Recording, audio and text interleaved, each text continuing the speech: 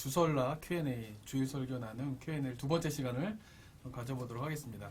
첫 번째 시간을 좀 가졌는데 주변에 좀 반응이 좀 어떤지 혹시 뭐 들으신 얘기 있나요? 좀? 저 같은 경우는 그 한국에 있는 저희 그 누나들이 계신데 그 한번 보라고 제가 좀 연락을 드렸거든요. 그랬더니 아주 반응이 뜨거웠습니다. 확진자를 봤다고.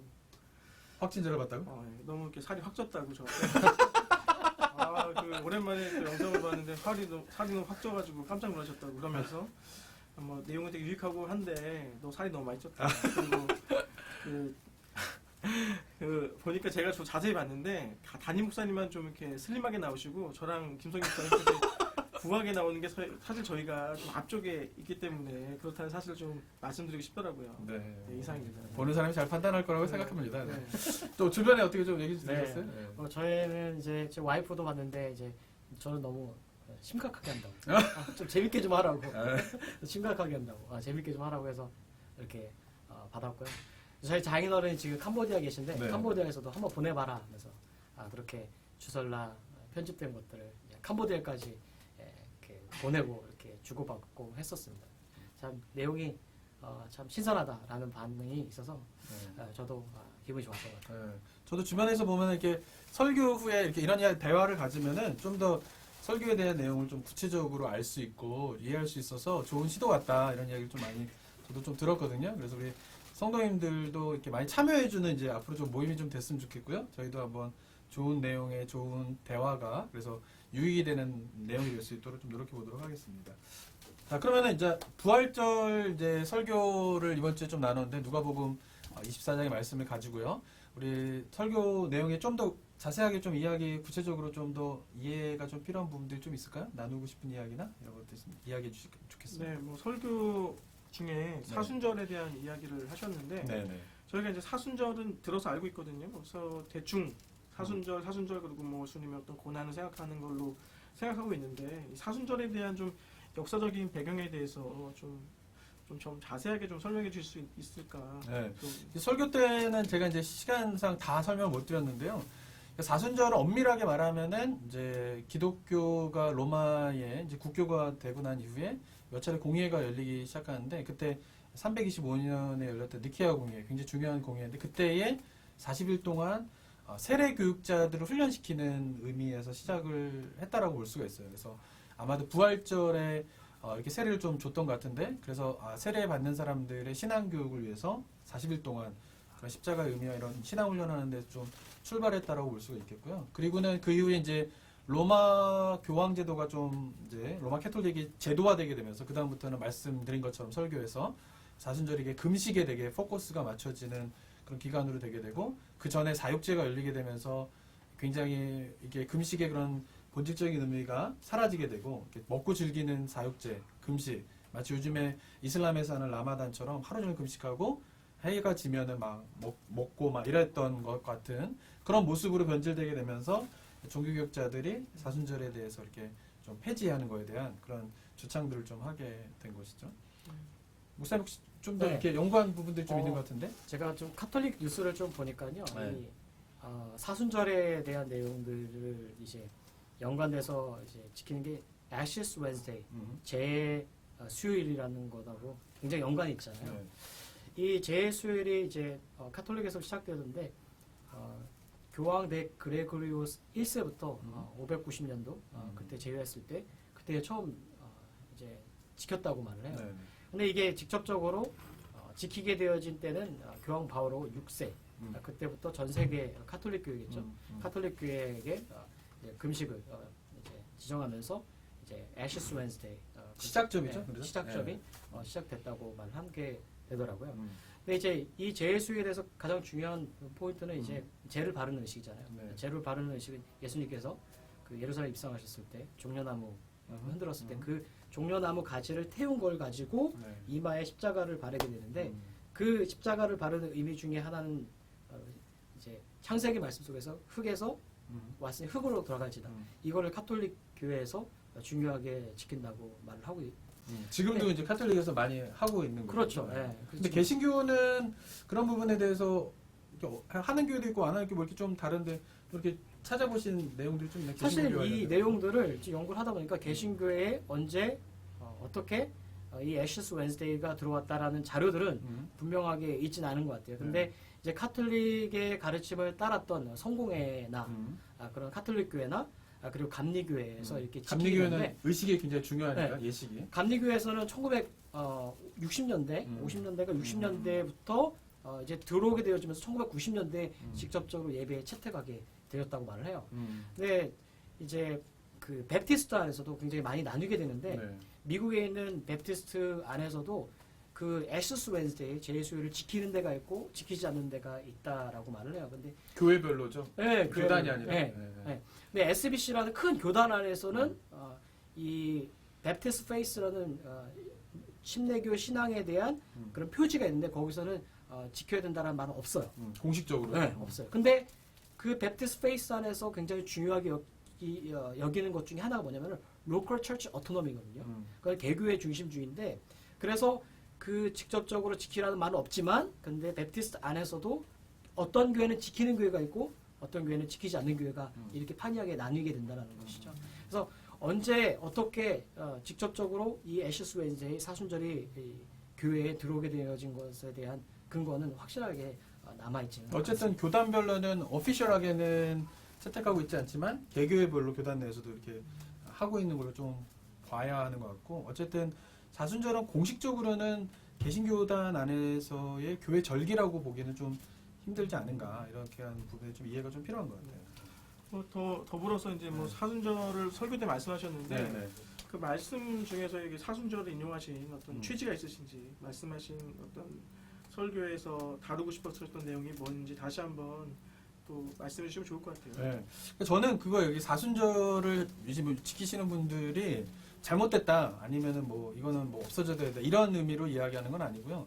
그러니까 종교개혁자들이 일단 중세에 있었던 사순절을 왜 폐지하게 됐는가에 대해서 이해를 갖고 그 일이 반복되지 않도록 지금 교회마다 지키고 있는 교회도 그 일이 반복되지 않도록 하는 거에 대한 의미를 좀 먼저 알아야 된다 생각이 들고요. 두 번째는 뭐냐면은 제가 이번 주에 나눴던 설교의 포커스는 우리의 신앙이 보면 한국 교회가 특별히 고난에 그러니까 왜 죽으셨을까, 나 때문에 죽으셨는가에 대한 슬픔에는 굉장히 많은 포커스와 거기에 많은 묵상을 하고 있는데 부활에 대해서는 너무나 우리가 묵상의 시간이 고난에 대해서는 너무 적지 않은가에 관한 이야기를 하면서 그 한 예로 사순절도 이야기를 좀 하게 된 거죠. 그래서 사순절을 좀 지키면서도 그 속에서 이제 고난에 대한 묵상만이 아니라 좀 예수님의 부활에 대해서 좀 더 우리가 신앙의 포커스를 두는 게 성경적이다라는 생각이 좀 들고요. 그런 의미에서의 사순절을 좀 지키면 좋겠다 싶은 생각이 좀 들어서 그런 이야기를 좀 했습니다. 혹시라도 이제 오해하지 않으셨으면은 그렇게 잘 지키고 계신 분들이 뭐 신앙이 잘못됐다 뭐 이런 이야기를 하고 싶었던 건 아니니까 의미를 좀 더 살리자 이런 의미에서 한 거라고 좀 볼 수 있겠죠. 네. 그래서 우리가 좀 이어서 생각해봐야 되는 게 우리가 네. 부활절을 지났지만 네. 제가 어렸을 때부터 많이 설교 때 들었던 내용 중에 하나가 우리가 부활 신앙을 가져야 된다. 부활 신앙이 되어야 맞아요. 된다. 네, 이런 그렇죠. 말들 많이 들었거든요. 네. 사실 듣고 나면 도대체 부활 신앙이 뭔가라는 의문점들을 가질 때가 있는데 그러면 부활 신앙을 가지고 산다는 의미가 구체적으로 어떤 의미인지 우리가 맞아요. 있을지 생각해 봐야 될 것 같습니다. 맞아요. 중요한 내용이죠.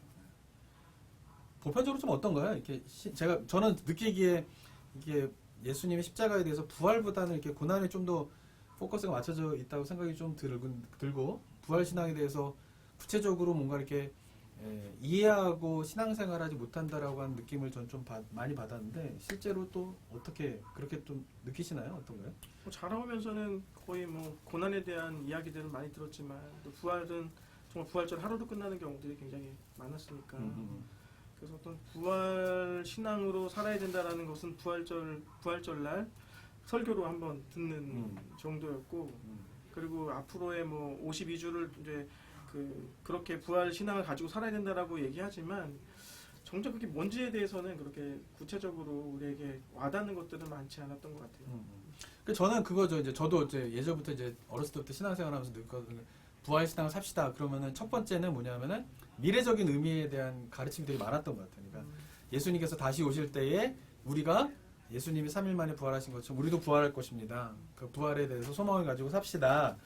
이거는 굉장히 이제 중요한 성경에서 가르치는 미래적인 의미인데 요것만 가지고 있다 보면은 실제로 우리 삶 가운데에서 이제 부활신앙의 삶이 도대체 무엇인가 이런 거에 대한 이제 막연함이 좀 있는 것 같아요. 근데 저는 설교 때 다 충분히 못 나눴지만은 부활신앙의 삶이라고 하는 거는 제가 로마서 때도 좀 말씀을 좀 드렸지만은 하나님 나라 백성으로서 살아가는 것의 의미이다라고 생각이 좀 들거든요. 그러니까 우리가 구원받았다라고 하는 거는 이제 제가 로마서 때도 계속 말씀드리지만은 뭐 천국 가게 되었다 이거는 두 번째 의미인 것 같아요. 미래적인 의미죠. 근데 현재적인 의미는 뭐냐면은 우리가 구원받았다라고 하는 거는 내가 하나님 나라 백성이 이제 되었다 이거거든요.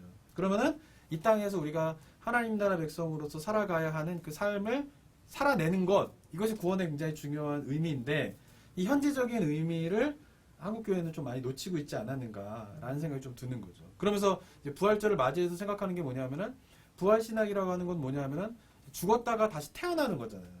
저는 뭐냐면 우리도 마찬가지라는 거죠. 그 현재적인 의미, 미래에는 물론 우리가 육체적으로 이제 부활할 거지만 현재적인 의미는 뭐냐면은 예전에는 그냥 이 땅의 가르침에 따라, 이 땅의 원리에 따라, 이 땅의 가치관에 따라 삶을 살아오던 삶이 죽고 이제는 내가 다시 태어나서 하나님의 나라 백성으로서 삶을 살아가는 것. 그래서 하나님의 말씀에 따라 살고 하나님의 가치관에 따라 살고 하나님의 통치 아래 살아가는 그 삶. 그것이 저는 부활 신앙의 중요한 의미라고 생각이 들거든요.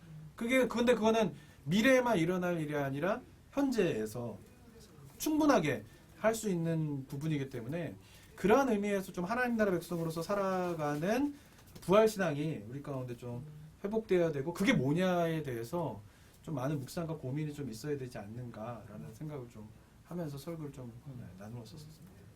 그래서 이제 부활 신앙에 대한 어떤 매뉴얼이 좀 만들어지면 좋겠다는 생각이 들어요. 네. 왜 그러냐면 이제 그 사순절 기간만 하더라도 고난 주간에 대해서 어떻게 고난을 묵상하고 어떻게 주님에 대해서 생각하고 하는 것에 대한 매뉴얼들은 찾아보면 굉장히 많은데 이 부활과 관련된 그렇죠. 어떤 매뉴얼이랄지 또 부활을 묵상할 때 어떤 것들을 좀 더 붙잡고 해야 되는지에 대한 그런 매뉴얼들은 좀 많지 않은 것들을 좀 보게 되거든요. 그러니까 그런 게 바로 보면 여태까지 우리나라 한국 교회가 되게 고난에 대한 거는 굉장히 잘 묵상하고 훈련되어져 있지만 부활에 대해서는 너무 어떻게 묵상해야 될 줄도 모르고 그죠? 예, 고난에 대한 묵상보다는 부활에 대한 묵상이 굉장히 부족하였다라고 하는 좀 반증이라고 볼 수가 또 있을 것 같아요. 저도 이제 뭐 지나보면서 네. 제가 어렸을 때부터 신앙생활을 하면서 지금까지 돌아보면 이제 부활절을 지낼 때까지 고난 주간을 지나고 혹은 어디서든 사순절 혹은 어디서는 제수일이라고 지나는 그 시점 속에서 고난 주간을 지나고 그 부활절 지나면 이제 부활절 속에서는 하나의 그 셀러브레이션 축제 그리고 그 이후의 삶은 전에 살았던 것과 같이 똑같은 삶을 살아갈 때가 참 많이 있는 것 같아요. 그러니까 하나님 나라의 그 백성의 삶이 정말 부활절을 지내면서 어떠한 삶으로 살아야 하는지에 대해서 진짜 진지하게 고민해보고 그런 삶을 살아야겠다라는 아까 박 목사님 말씀해 주신 것처럼 그 매뉴얼이 우리 삶 가운데 좀 있어야 되지 않을까 그런 것도 좀 라는 필요한 생각을 것 같아요. 좀 해보게 되는 것 같아요. 그래서 우리 삶에 참 구체적으로 삶에 어떠한 그 매뉴얼을 우리 삶에서 가질 수 있는지 그런 고민들이 있어야 되지 않나 생각하게 됩니다. 그렇죠. 한번 그 하나님 나라 백성으로서의 삶의 구체적인 모습이 뭐 어떤 것이 있을까요? 한번 목사님들이 생각하는 이게 하나님 나라 백성으로서의 삶은 현재적으로 이렇게 살아가는 게 하나님 나라 백성으로 삶의 모습이 아닌가라고 하는 뭐 이렇게 좀 구체적인 예를나 뭐 설명들을 좀 하실 수 있을까요? 지금 우리가 지금 코로나 시기를 지나고 있잖아요. 네. 코로나 시기를 지나면서 좀 한편으로 안타깝기도 했고 또 어떤 조급한 마음도 생겼던 게 이제 사재기의 문제였던 것 같아요. 그런데 이 하나님 나라 백성으로 또 부활 신앙을 가진 사람들이 어떤 취해야 될 자세라고 할 때는 좀 그 나에게 지금 우리 가족과 우리가 필요한 그 정도까지만 우리가 그것을 구매하고 그리고 그 나머지의 것들 또 우리가 그 이상의 것들을 더 가지려고 하지 않는 태도들은 좀 중요할 것이라는 생각이 좀 들거든요. 그 우리가 살 수 있지만 내가 이렇게 얻을 수 있지만 그 다른 누군가에게 그것이 도움이 될 거라고 생각하면서 그렇게 좀 나의 것만 이렇게 좀 구매하는 방식이 지금 요 시기에는 좀 필요한 부활 신앙을 가진 그리스도인의 자세라는 좀 생각이 드네요. 그렇죠. 그러니까 세상의 원리면은 그냥 내가 잘 살고 내가 살아남고 가족이 살아남고 이런 원리에 따르면 그냥 원하는 만큼 내가 살 수 있는 만큼 사면 되는데 그보다 더 많이. 그렇죠. 네. 네. 그렇지만 하나님 나라의 백성이라고 하면은 이것이 나만을 위한 삶이 아니라 그죠? 모든 사람들에게 나누어지는 삶을 살아야 되는 것이 하나님 나라 백성의 중요한 원리니까 그 원리에 따르면은 자기가 살 수 있어도 조금 네. 다른 사람에 대해서 위해서 사재기하지 않는 것 이런 것들도 하나의 구체적인 좋은 또 삶의 생각이 좀 모습이라고 드네요. 네. 될 수 있겠죠. 하나님 나라의 백성의 삶은 정말 많이 있는 것 같아요. 그러니까 음. 예수님 보여줬던 부분들도 많이 있는 것 같고. 음. 근데 저는 좀 그 부분에서 좀 두 가지를 이 시점에 생각해 보게 되는 거는 배려하고 존중이라 좀 생각해 보게 되는 것 같아요. 그러니까 이런 일들이 우리가 부활절을 지내고 어려운 사태 속에서 가져야 할 마음이 아닌가, 태도가 아닌가 생각하게 되는데 제가 어떠한 일화들을 좀 겪은 적이 있었냐면 제가 한인마트를 이제 간 적이 있었어요. 한인마트에서 쌀을 사려고 갔는데 와 정말 이 시점에 한인마트에 쌀이 없는 제가 쌀이 없는 마트를 처음 봤거든요. 근데 쌀이 없는 마트를 제가 본 거예요. 근데 쌀이 없었는데 쌀 딱 두 포대가 남았었어요. 딱 두 포대가 남았었는데 그 주변을 어성거리던 한 4명이 있었어요. 제가 첫 번째 사람이고요. 또 한 분의 아주머니가 있었고 또 한 분의 노년의 한 부부가 있었는데 그 네 분이 그 쌀 주변을 어성거리고 있었던 것이죠. 근데 어떤 아주머니가 그 쌀을 사려고 이제 쌀을 가지려고 그 데스크로 간 거죠. 그 쌀을 하나씩 올렸어요. 그리고 또 한 포대를 올려고 하는데 저도 쌀을 사러 갔잖아요.